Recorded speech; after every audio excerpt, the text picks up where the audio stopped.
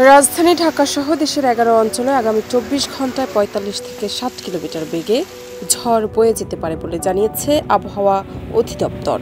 24 মে আবহাওয়াবিদ doctor Mohammad Omar Faruk স্বাক্ষরিত দেশের অভ্যন্তরীণ নদী বন্দরগুলোর জন্য দেওয়া এক পূর্বাভাসে এই তথ্য জানানো হয়। ওয়ালটন আবারও মিলিনিয়ার অফারে ওয়ালটন ফ্রিজ কিনে আপনিও হয়ে যেতে পারেন মিলিয়নিয়ার। মিলিনিয়ার ছড়াছড়ি দেশ জুড়ে, এটা শুধু ওয়ালটনই পারে।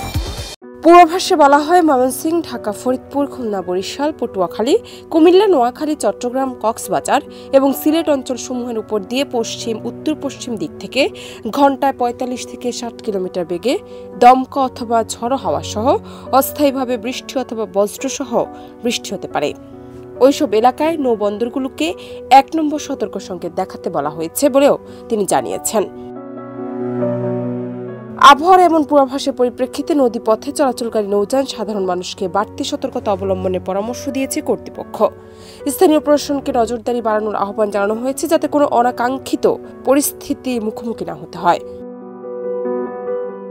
আবহাওয়া অধিদপ্তর বলছে, বঙ্গোপসাগর ও এর কাছাকাছি এলাকায় গভীর সঞ্চরণশীল মেঘমালা সৃষ্টি হচ্ছে।